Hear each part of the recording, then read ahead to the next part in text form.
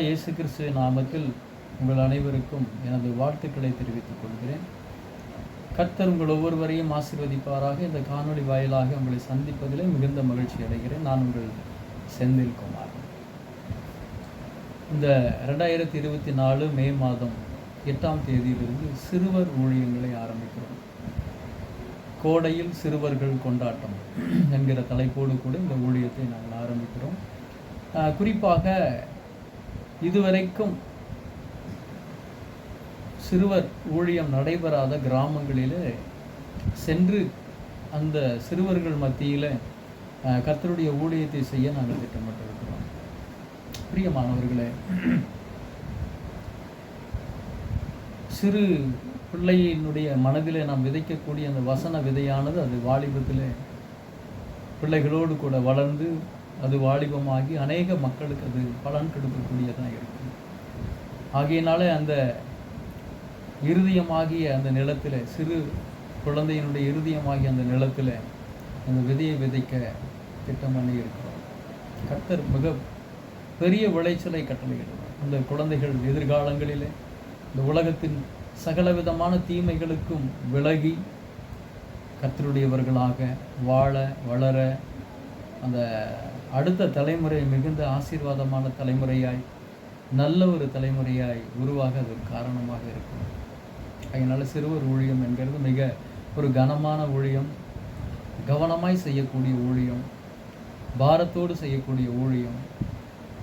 ஆகையினால இந்த சிறு ஊழியங்களுக்காக, சிறுவர் ஊழியங்களுக்காக நீங்கள் செபிக்கும்படி உங்களை அன்போடு கூட நான் கேட்டுக்கொள்கிறேன். குறிப்பாக திருப்பூர் மாவட்டம், காங்கயம் சுற்றிலும் இருக்கக்கூடிய கிராமங்கள், அதில் ஒரு சில கிராமங்களை முதலாவது ஆய்வு செய்து அந்த கிராமங்களிலே இந்த ஊழியத்தை செய்ய திட்டமிட்டிருக்கிறோம். ஒரு சில இடங்களிலே நமக்கு திருச்சபைகள் இருக்கும், சிஎஸ்ஐ திருச்சபைகள் இருக்கும். ஒரு சில இடங்களிலே கிராமங்களிலே எதுவுமே இருக்காது. ஆகையினால் அந்த கிராமங்களிலேயும் நமக்கு இடம் கிடைக்கும்படி நீங்கள் ஜெபிக்கும்படி உங்களை அன்பாய் கேட்டுக்கொள்கிறேன். தொடர்ந்து பெற்றோர்கள் குழந்தைகள் அனுப்பி தருகிறதற்காக மாத்திரமல்ல, நமக்கு வாலண்டியர்ஸ், சரியான வாலண்டியர்ஸ்கள் எல்லாம் கிடைக்க நீங்கள் ஜெபிக்கும்படி அன்பாய் கேட்டுக்கொள்கிறேன். தொடர்ந்து நமக்கு வாகன வசதிகள் இல்லை, அந்த இடத்துல டிரான்ஸ்போர்ட் ஃபெசிலிட்டிஸ் கிடையாது, பஸ் எல்லாம் கிடையவே கிடையாது. ஒரே பஸ் இருக்கும், அந்த பஸ்ஸு போயிட்டு திரும்பி வந்துட்டுருக்கோம். அதுவும் ஒரு குறிப்பிட்ட நேரங்களில் மாத்திரம்தான் அந்த பஸ் செயல்படும். 2 மணி நேரத்துக்கு ஒரு டைம், 3 மணி நேரத்துக்கு ஒரு டைம், அந்த மாதிரி தான் பஸ்ஸோட போக்குவரத்து இருக்கிறது. ஆகையினால அப்படி போக்குவரவு இல்லாத கிராமங்களிலே நாம் இந்த ஊழியத்தை செய்கிறோம். இந்த நாட்களிலே நமக்கு கூட வேன் தேவைகள் இருக்கிறது.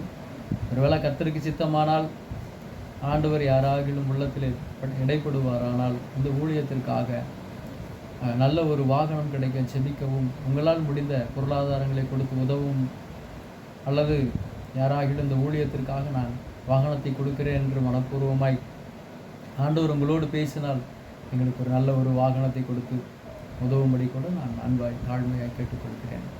தொடர்ந்து சிறுவர் ஊழியத்திற்கான செலவினங்களுக்காக ஜெபிக்கவும், உங்களால் இயன்ற உதவிகளை செய்யும்படி நான் அன்பாய் கேட்டுக்கொள்கிறேன். இந்த விதைக்கிற நீங்கள் செலுத்தக்கூடிய இந்த பொருளாதார உதவியாக இருந்தாலும் சரி, ஜெப உதவியாக இருந்தாலும் சரி, இதற்கான மேலான பலன் நிச்சயமாகவே தேவன் நம்முடைய வாழ்க்கையில் அதை தருவார். தலைமுறைகள் நிச்சயமாகவே அதனுடைய ஆசீர்வாதங்களை சுதந்திரிக்கும் என்கிறதில் எந்த விதமான மாற்றமும் இல்லை. கர்த்தர் உங்களை ஆசீர்வதிப்பார். தொடர்ந்து அனைவருக்கும் ஆசீர்வாதம் ஊழியங்களுக்காக நீங்கள் ஜெபிக்கும்படி நான் அன்போடு கூட கேட்டுக்கொள்கிறேன். தொடர்ந்து தெய்வ பணியிலே நான் உங்கள் செந்தில்குமார். எனக்காக, எனது குடும்பத்திற்காக நீங்கள் ஜெபிக்கும்படி உங்களை தாழ்மையாக நான் கேட்டுக்கொள்கிறேன். கர்த்தர் உங்களை ஒவ்வொருவரையும் ஆசீர்வதிப்பாராக. God bless you.